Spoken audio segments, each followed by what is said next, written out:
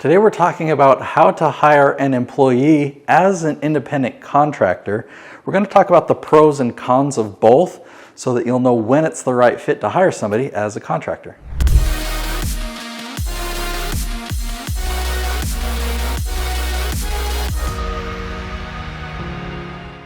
I'm excited that you're here. If you're asking yourself the question, when should I hire an employee versus an independent contractor? That is such a good question, and there's so many reasons why I recommend hiring the independent contractor. So by the end of this video, hopefully you have a lot more clarity. So I have prepared ahead of time a whole bunch of pros and cons. We'll start with the employee and independent contractor, and I want to go through each one so you really understand what I'm talking about. There are some pros, there are some benefits of hiring an employee.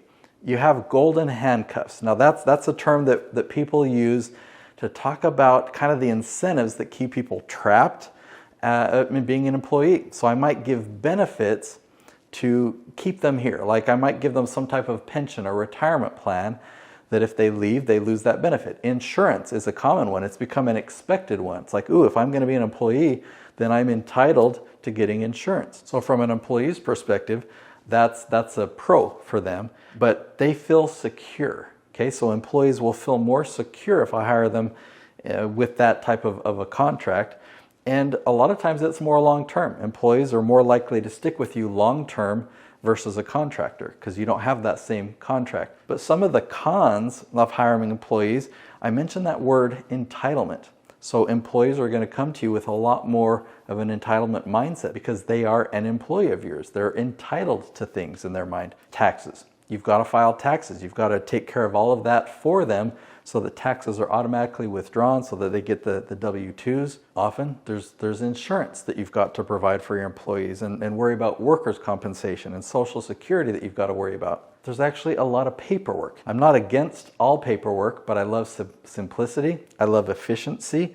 But paperwork here is actually legally required. You are entering into a contract when you hire an employee. So I've got complicated hiring process and no trial period. I am going to talk about trial assignments over here. So I'll talk about that more in a minute. When you hire an employee, that's why you have a more extensive interview process, because when you hire them, they are now hired. And hiring is difficult, so is firing. There's all this paperwork and it's complicated, okay? And so I just mentioned the more thorough interview. You've got to take a lot more time to interview because you want to hire the right person. Just because it takes more work, it takes more time, hiring is expensive. If you hire somebody, they don't work out and you've got to re-interview and go through that whole process, it's costly in time and money. One thing that I've also noticed, I just thought I'd add to the list, is that there are corporate politics in an employee environment. Everyone wants to outrank each other and work their way up that ladder. Okay, so now let's talk about an independent contractor. Some pros along with that is an independent contractor, they have control. It's like they are self-employed or they have their own business. You get to give them an opportunity. And I love when people appreciate the opportunity. Those are the contractors that I love working with, that they see it as an opportunity. They keep control. They have freedom of their schedule, whether they're able to work for me or not on specific jobs and projects, and they appreciate the opportunity. It's also a simple and straightforward arrangement. It's like, hey, I've got a need, and you have a service that you provide, and I'm going to hire you to provide that service, and this is the amount that you're going to be paid for it. This is the amount that it costs. So it's a lot more simple and straightforward. Now let's talk about trial assignments. In fact, I'll come back over here so I can spend some time talking on this.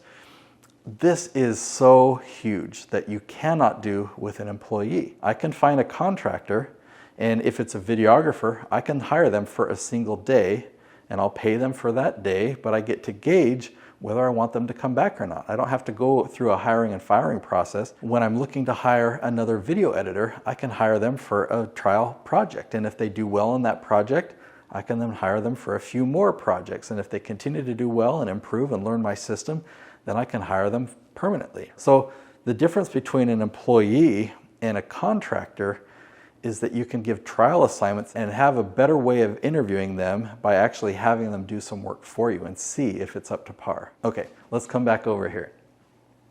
So independent contractors can have as much vacation time as they want. I view that as a pro. I view that as a huge benefit. Even as the employer, they get to control their schedule. Now with my filming team, we have a calendaring system and they get to state whether they're available or not, and I can assign them during days that they're available. With my editing team, my thumbnail design team, if they let me know in advance about different vacations they want to take, or there's a marriage and they need to travel and stuff like that, they have flexibility, they have that freedom of time, and I don't put any limits on that, and I hope that that's a huge benefit to them. Now, everyone still has to pay taxes. If I have independent contractors in the USA, I still need to send them a 1099, but 1099s are way more simple than W-2s. I don't have to withdraw any taxes or anything. They take care of it themselves.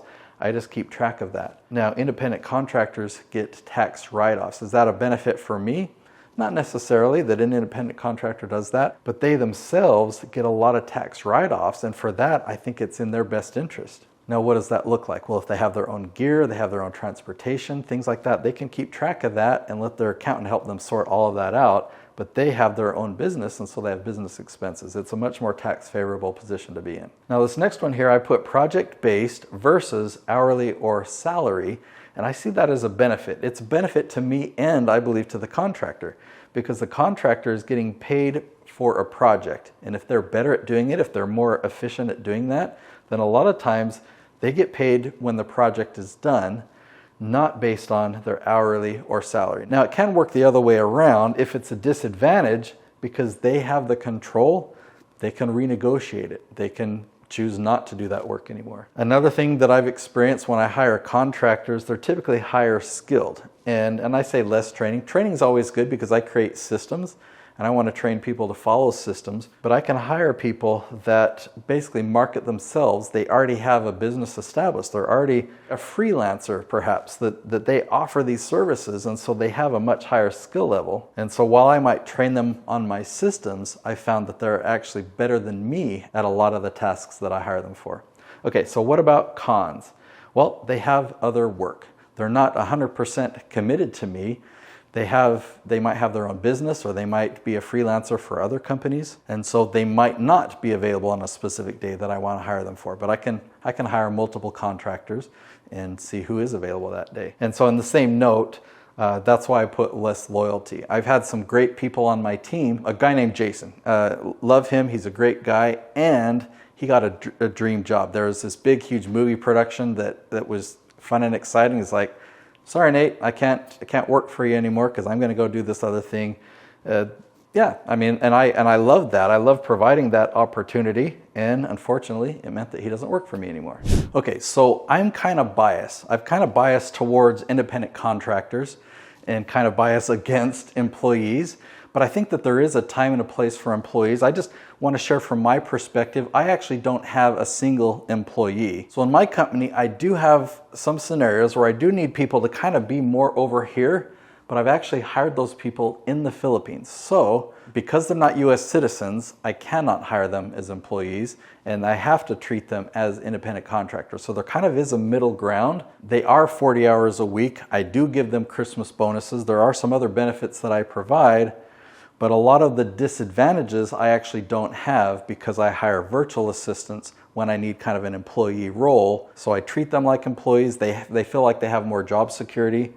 They have kind of a guaranteed salary that they're expecting they can count on. In the past, I have had some contractors, USA based, that started to work with me more full-time, and that might be a time where I was considering, okay, should I make them an employee? In that specific scenario, it actually ended up not working out. He's not working with me anymore, but I was open to the employee role. Right now, all of the USA-based work that I do, it would actually be really hard for me to hire them as an employee because I don't have work every single day. Some weeks I might have no work, other weeks I might have a few filming days, and so it would be really hard for me to hire somebody at an hourly or salary type rate where they have a predicted paycheck because it's unknown for me. So for me, it's been a great blessing to be able to find independent contractors that I can hire and to where they still have the freedom to do other work so that they can have a livelihood and be successful in their own right, and I can just use them as needed. I talked about hiring a virtual assistant, somebody overseas, right? There's actually a right way and a wrong way of doing that.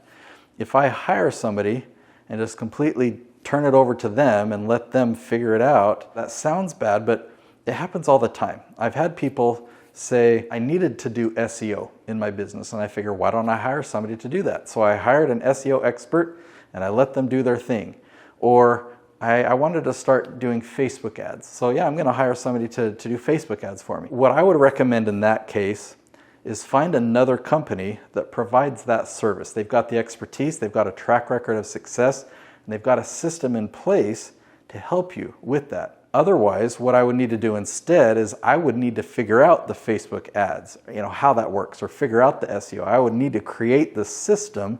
I would need to create the steps that a person could follow, and then I could hire somebody that's got a little bit more experience doing Facebook ads, but they're going to run it according to my system. Otherwise, it's just going to flop. It's going to be a failure. So hiring a virtual assistant, while there's a lot of reasons to do it, you've got to learn the ropes. You've got to learn how to do that. I've created another episode that I think would be best for you to watch next. It's how to hire the right person every time. If you watch that video, you'll learn exactly what to do to hire the right person every single time.